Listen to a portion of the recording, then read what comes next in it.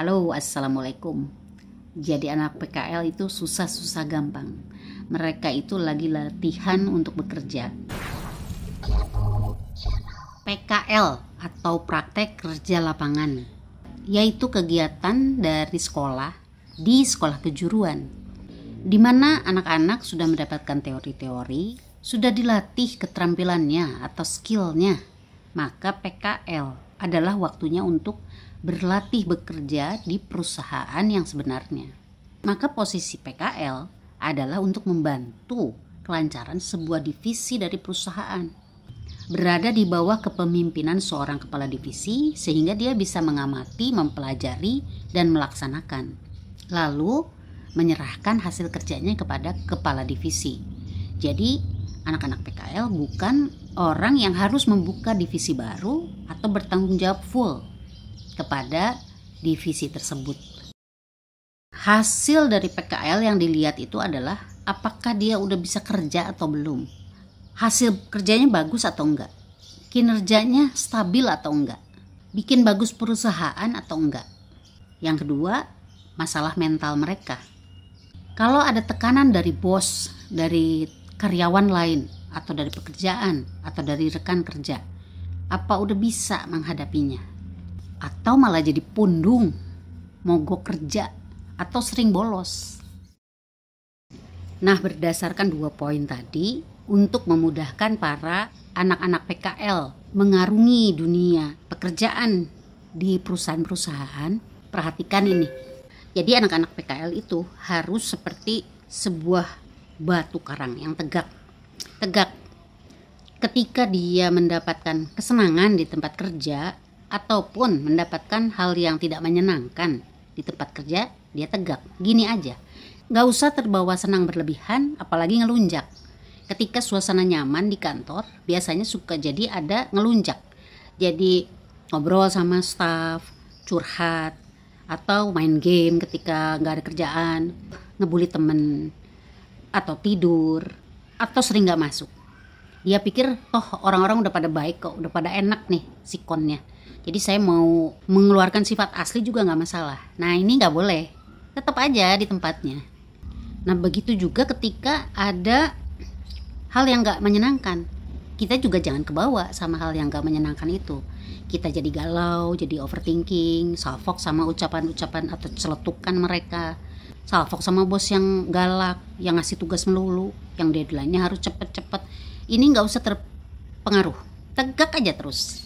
Ini tegak gini ngapain dia? Tegak itu artinya dia tetap nalarnya jalan, dia ngerti dia PKL itu buat nyelesain tugas-tugas yang diperintahkan. Dan untuk menyelesaikan masa PKL dia, ini sekolah tuh ya, ada yang ngasih masa PKL 3 bulan di perusahaan ini, 3 bulan di perusahaan itu. Ada yang 6 bulan di perusahaan yang itu terus. Nah, jadi tegak kita di sini adalah untuk menyelesaikan itu dan menyelesaikan tugas. Tegak di sini juga artinya dia itu berusaha mempelajari sebanyak-banyaknya dari perusahaan tersebut dan memberikan sebaik-baiknya yang dia bisa berikan sesuai kemampuan, sesuai kapasitasnya. Jadi dia harus tahu ini perusahaan ngebahas tentang apa, bekerjanya di bidang apa, terus perusahaan ini jalur kerjanya gimana, si orang ini jabatannya apa, si yang ini jabatannya apa, dia staf apa. Udah, itu aja yang perlu diketahui dan kita nguasain tugas-tugas yang diberikan ke kita. Jadi gak ada fokus-fokus lain selain di luar ini. Jadi kita gak perlu salfok sama di mana kita akan ditempatkan.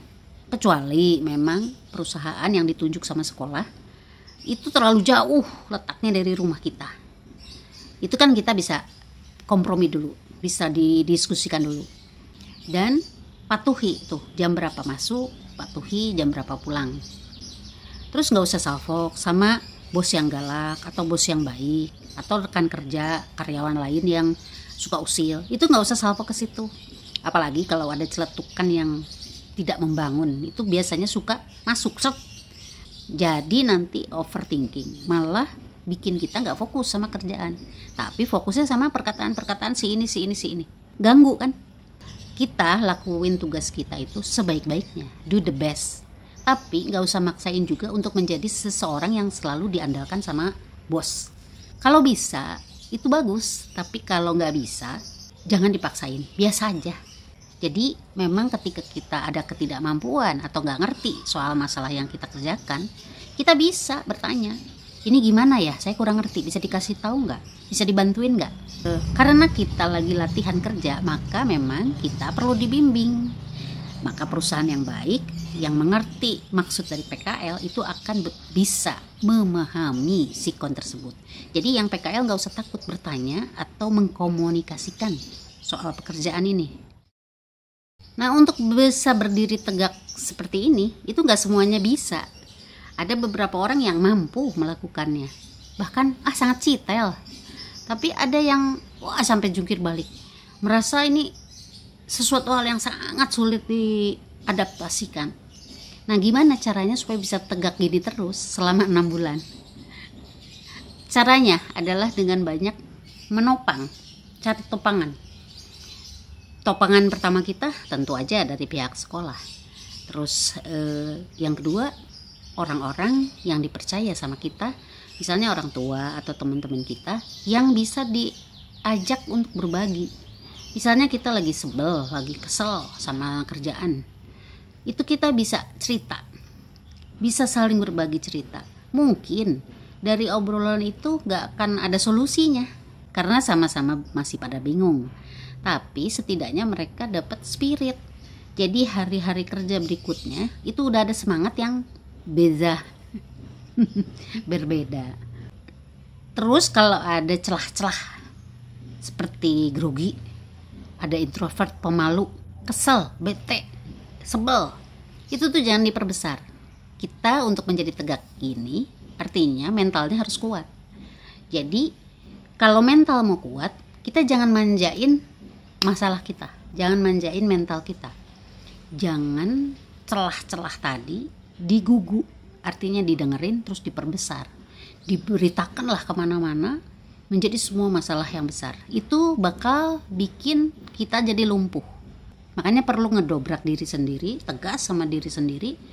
Biarin aja, gak usah didengerin yang kayak gitu. Yang penting saya nyelesain tugas ini. Dan nalarnya harus tetap jalan. Nah, kalau dia bisa ngerjain tugas itu sesuai deadline-nya, walaupun dia lagi gak suka sama bosnya, lagi kesal posisinya, tapi beres, itu artinya nalarnya udah bagus, sudah jalan. Tetapi kita tetap harus happy ya. Nah, happy-nya itu dengan cara mendapatkan dukungan dari pegangan-pegangan kita tadi. Begitupun ketika kita makan siang. Makan siang itu usahakan kita keluar dari kantor. Kenapa harus kayak gitu? Walaupun kita bawa bekal ya, kita makannya di luar. Itu maksudnya supaya kita ada perubahan atmosfer, perubahan situasi. Apalagi ketika kita ada di perusahaan yang menyebalkan.